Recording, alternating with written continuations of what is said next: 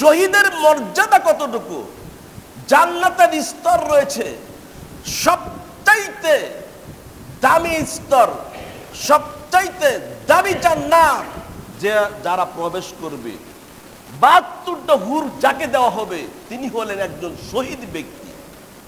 আর শহীদ ব্যক্তির মর্যাদা মানে এই দুনিয়া থেকে তার শ্বাস যখন চলে যায়, বিদায় নিয়ে যায়, তার রূহটা যখন বিদায় নিয়ে যায়, তখন তার সামনে জান্নাত থেকে এইভাবে আনা হয়, এই যে দেখো তোমার বাসস্থান, এটাই হলো তোমার ঘর, এটাই হলো তোমার বাসস্থান, এটা তোমার থাকার ঘর, এটা তোমার বাসস্থান, এইগুলি তোমার খানা পিনা, এই আরাম আয়েশ বারাখানা এগুলি তোমার। এইভাবে জান্নাতটা তার সামনে আনা হয়, আর এই জান্নাতের সুঘ্রাণ তার নাকে তখন পৌঁছতে থাকে। তখন জান্নাতের সুঘ্রাণ শুনতে শুনতে ওই শহীদ ব্যক্তি পৃথিবী থেকে বিদায় নেয়। আল্লাহ রাসূল সাল্লাল্লাহু আলাইহি সাল্লামকে বলছেন, ওগো আল্লাহর নবী, ওয়ালাল জিহাদু ফিসাবিলিল্লাহ, এত মর্যাদাবান এই 10 দিনের ইবাদত, এত মর্যাদা, তো যদি কেউ জিহাদ করে তাহলে কি তারপর কি ওই ব্যক্তি সমতুল্য নয়? ওই ব্যক্তি কি তাদের সমান না? আল্লাহ রাসূল বলছে, ওয়ালাল জিহাদু ফিসাবিলিল্লাহ, জি না, ওই ব্যক্তিও নয়। তবে জিহাদ করলো, গাজী হয়ে বাড়িতে ফিরে আসলো, ওই ব্যক্তি সমান হবে না এই আমলের তুলনায়। তা কোন ব্যক্তি হবে? যে ব্যক্তি জিহাদ করতে গেল, যুদ্ধর ময়দানে চলে গেল, জান নিয়ে গেল, মাল নিয়ে গেল, কিন্তু জানও বাড়িতে আসলো না আর মালও বাড়িতে আসলো না, অর্থাৎ শহীদ হয়ে গেল। ওই ব্যক্তি ব্যতীত এমন কোন আমল নাই। শহীদ ব্যক্তি ব্যতীত এমন কোন আমল নাই যে ওই দিনের আমলকে ওভারটেক করতে পারে, ওই দিনের আমলকে ওভারটেক করে অতিরিক্ত অনেক আমলদারের আমলের ভাগিদার আপনি অবর্জন করতে পারেন। অসম্ভব এটা।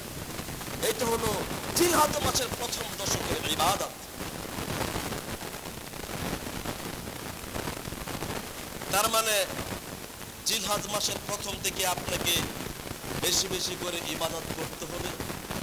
রমজান মাসকে যেভাবে গুরুত্ব দিয়েছেন, রমজানকে যেভাবে আপনি গুরুত্ব দিয়েছেন, ঠিক এইরকম ভাবে আপনাকে গুরুত্ব দিতে হবে। যদিও এটা আল্লাহ সুবহানাহু ওয়া তাআলা ফরজ করে দিয়েছেন, কিন্তু আমলের দিক থেকে যেহেতু অধিক বেশি সওয়াব উপার্জন করা যায়, আল্লাহকে রাজি খুশি করা যায়, অতএব এই রমজান, এই জিলহজ মাসে আল্লাহর কাছ থেকে আপনাকে ক্ষমা চেয়ে নিতে হবে, আল্লাহর কাছে নিজেকে বিলিয়ে দিতে হবে সময়টুকু।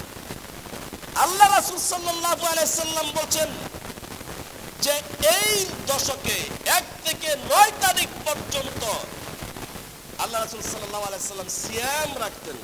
ইবাদতগুলোর ভিতরে 1 নাম্বার ইবাদত কি হতে হবে?